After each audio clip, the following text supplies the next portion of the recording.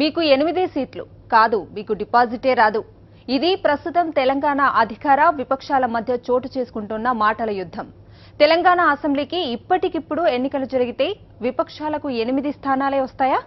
తెలంగాణలో విపక్షాలు నిజంగా అంత బలహీనంగా ఉన్నాయా? సీఎం కేసీఆర్ వ్యాఖ్యలపై కాంగ్రెస్ ఏమంటోంది? సర్వేలపై తెలంగాణ అధికార విపక్షాల వాగ్వాదం. సీఎం కేసీఆర్ వ్యాఖ్యలపై భగ్గుమంటున్న విపక్షాలు. ఇప్పటికిప్పుడు ఎన్నికలు జరిగితే విపక్షాలకు దక్కేది 8 సీట్లేనన్న కేసీఆర్. మా లెక్కలు మాకున్నాయంటున్న కాంగ్రెస్. దమ్ముంటే ఫిరాయించిన ఎమ్మెల్యేలతో రాజీనామా చేయించాలని డిమాండ్. చాలా రోజుల తర్వాత తెలంగాణలో అధికార విపక్షాల మధ్య రాజకీయ దుమారం తీవ్ర స్థాయిలో నడుస్తోంది. కొత్త జిల్లాల ఏర్పాటు ప్రక్రియ ప్రారంభం నుంచి రాజుకుంటున్న రాజకీయం సీఎం తాజా వ్యాఖ్యలతో మరింత ముదిరింది.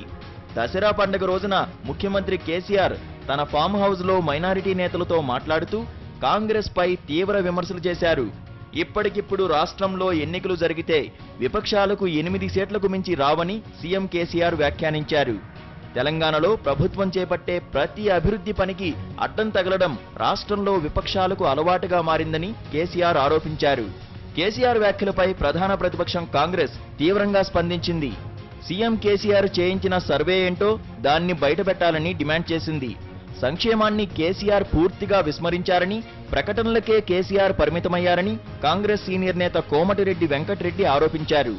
మా లెక్క ప్రకారం ఇప్పుడు ఎన్నికలు జరిగితే హరీష్ రావు, ఈటల రాజేందర్ మినహా కేసీఆర్ కూడా గజ్వేల్లో ఓడిపోతారని అన్నారు.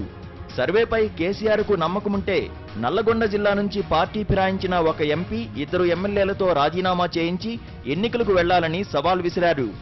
అదే జరిగితే 2019 ఎన్నికల్లో తాను పోటీ చేయనని కోమటిరెడ్డి వెంకటరెడ్డి స్పష్టం చేశారు.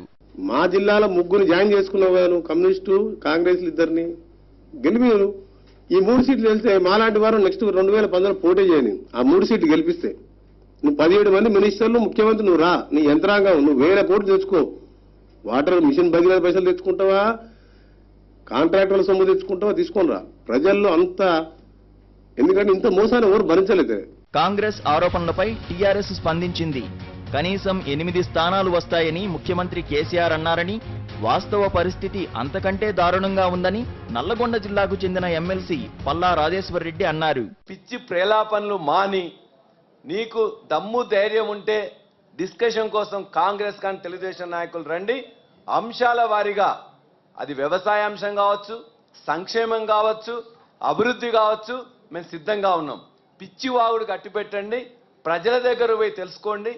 ప్రజలు ఖచ్చితంగా సంతోషంగా ఉన్నారు.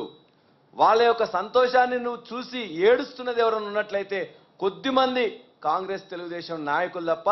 మొత్తం మీద చాలా రోజుల తర్వాత తెలంగాణలో రాజకీయ సవాళ్లు, ప్రతి సవాళ్లు మొదలయ్యాయి.